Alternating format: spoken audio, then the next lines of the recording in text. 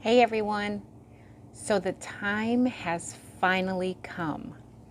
Here in Zone 5, my last frost date is predicted to be somewhere between April 28th and Mother's Day, which is May 9th. Okay, so your last frost date is always an estimate. So it could be anywhere between, those 2 weeks. So I would rather start earlier than later because some of these things that I'm about to start can go outside before the last frost date. So I'm not worried about that. This is our 12-week mark, okay? So we're planting things that need to be planted 12 weeks before the last frost date. All right, that's what we're going to cover in this seed starting video. I will include a link in the description for some software that you can go to. And what you do is you put in your last frost date and it will give you a guide, a planting schedule, and it's going to look something like this. I printed mine out, but you can use yours right on the computer or what have you. I have another one in color. This one I did according to the April 28th last frost date. And then I did another one with May 5th last frost date. So it gives you all of the plants that you can plant. See here, it gives you the list of plants. It's got a color code, and then it's got the dates here that you can start. The yellow is to sow indoors, and then the brown is you can put your transplants out or you can start seeds out. So I've got this nifty software included in the link in the description, so you guys can go right to that and you can put your last frost date in and you can get a planting schedule as well. Okay guys, so it was something I picked up. I've never used this before. It's Burpee's organic seed starting mix. And basically it's like a brick, okay? This was like maybe close to $3 this was. And it's 8 quarts. See that? Now, all of the 8-quart bags of seed starting mix that I saw were like $5. But I got 2 of these, 8 quarts, for less than $3 a piece. Okay? And basically all you do is add water to it and it expands. Now I also picked up some of these peat pellets. I've never used these either. So this will be my first time using these. But I've seen a lot of people use them and have great success. They're biodegradable. They're easy, less watering because the peat holds 20 times its weight in water. So there are 36 of those in here. And basically you don't need any cells, I don't think. I think you just put them right into the tray and that makes things a lot easier. So I'll be using some of these and I will be using some of this seed starting mix. So what I'm going to do with my seed starting mix, first of all, is I am going to sterilize. This is made from coconut coir, okay? But I still want to sterilize it just because I don't want to run any risk of any fungus gnats. So this particular brick makes 8 quarts of seed starting mix. I am only going to do half of this right now. So I'm going to cut this brick in half and I'm going to add 2 quarts of boiling water to this. Okay. Now if I was to do this whole brick, I would just have to add 4.5 quarts of water and then leave it, and it says that it expands in 2 minutes. 2 minutes, guys. So we'll see.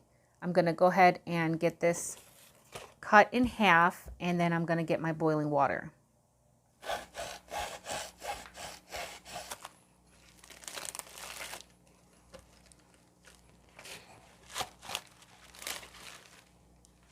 All right, so it looks like it just broke kind of like this. So it came out like this. All right, so I'm going to take this, put it in my tray, and I'm going to add my boiling water.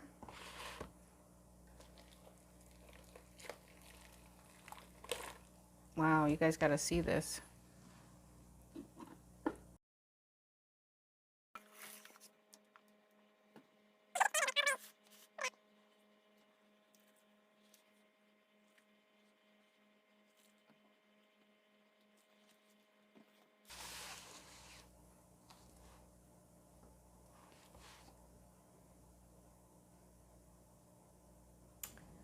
Pretty neat, pretty neat. All right, so I'm just gonna break it up.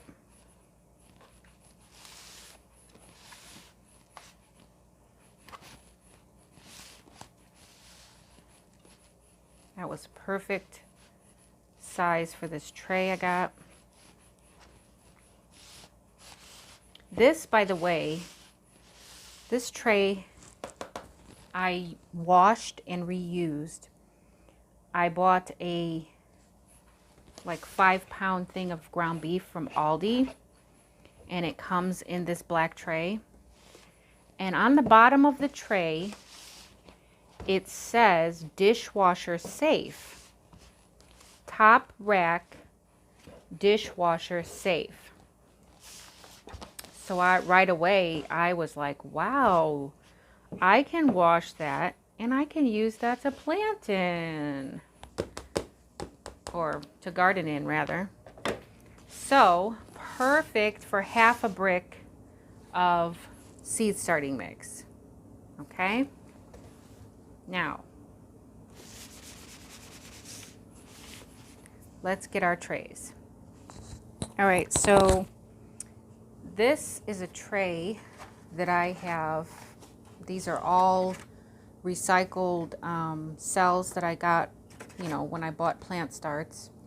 And this is the tray that they came in. It's not a regular seed tray, so it doesn't fit perfectly in this tray. I have a gap there, if you can see that here. What I'm going to do is I'm going to use my toilet paper rolls, and I'm going to line them all along in this gap here. I didn't talk about the seeds that I'm starting, but I did let you guys know that I will be including that link for the planting schedule, and depending on what you guys want to start and what I'm choosing to start might differ. So, I mean, I can share with you the seeds that I'm starting, but I think you should refer to the planting schedule to see what are the other crops, if any of those are on the list. Like, I'm not growing celery, but now is the time to start celery. So, I mean, it's really up to you and what you are choosing to grow. So, the things that I am going to be planting today, I'm going to be planting onion. So I'm going to be doing these Walla Walla onions, broccoli rabe, these mustards, the tender green mustards. It's also known as a mustard spinach. I really like these. I'm also going to do kale, collards, cabbage, probably some lettuce, peas, Brussels sprouts, Swiss chard, and spinach. I think that's everything I'm going to do today. So you can grow leeks now if that's what you're going to grow. I'm not growing leeks, so I didn't include that. But if you are growing leeks, now would be the time to start those as well.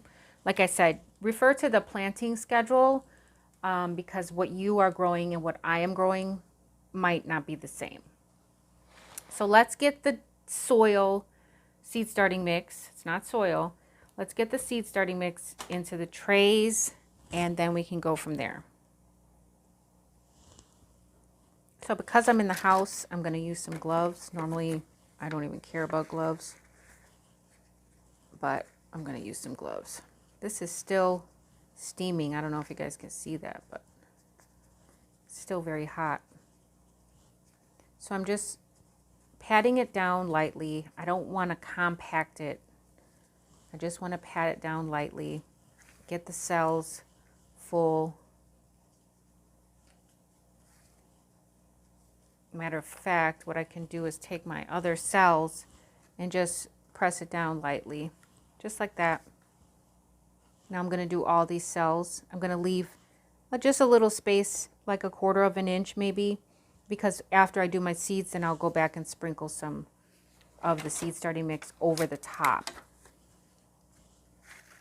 So I'm going to get all of these full, and then I'm going to come back. All right, so all of those are full, and I still have a little bit left.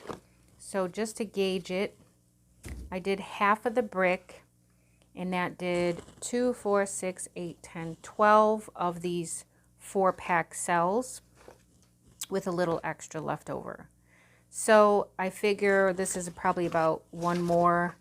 So for 13 cells, 25, 26 of these 4-packs, you'll be able to get out of one of those bricks. All right, so we've got all of our cells done. Now, let me show you how I plan to label my seedlings, because they're going to be really close to the light, okay? And I don't want my labels to be too tall for my trays, and I don't want them touching the lights. So what I'm going to do is I am going to tape here in front of the tray what is in each row, okay? Because I'm going to do this whole row the same.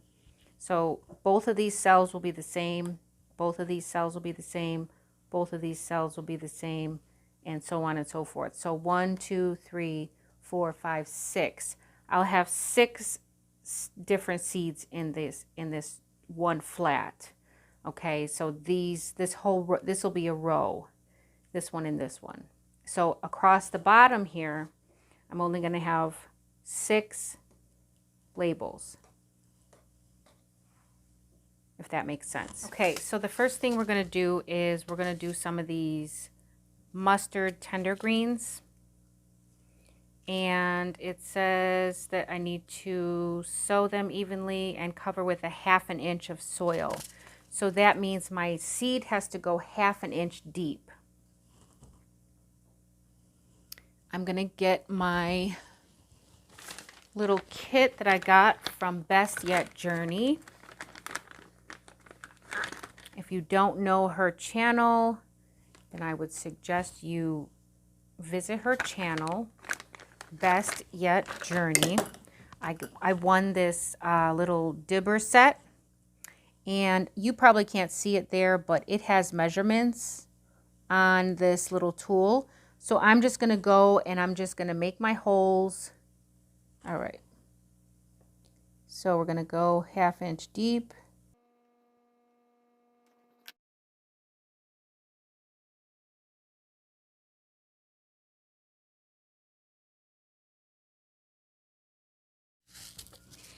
I think I will do this whole tray greens. So let me get some spinach and some kale and things like that out. For the greens, I got those from Haas, all top turnips. Georgia collards there. Look at that, guys. 1,000 head kale. I'm going to give some of this away in my live, my 500 subscriber giveaway. So be on the lookout for that. 1,000 head kale. Bloomsdale, we got that from the M.I. Gardener. Bloomsdale spinach. Giant Noble spinach. The regular dwarf kale.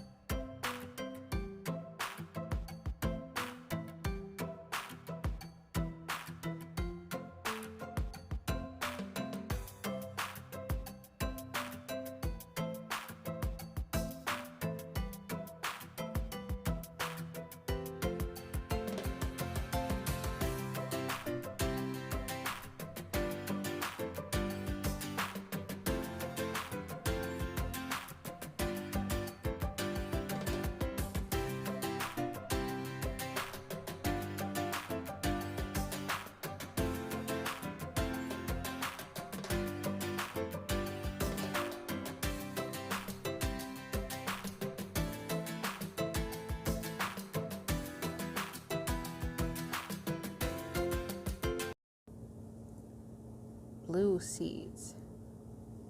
Very pretty.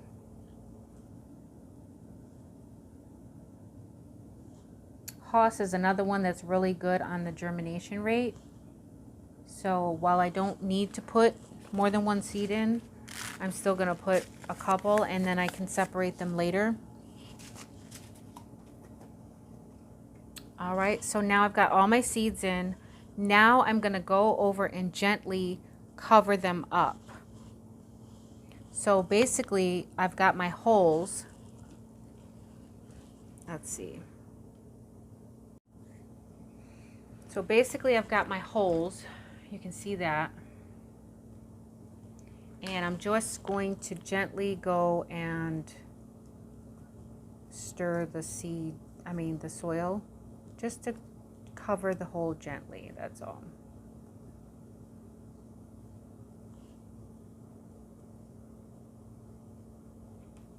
And then I'm going to go back over it with my empty cell there. So now they're all covered. My spray bottle and give them a good spray. I want the seed to have very good contact with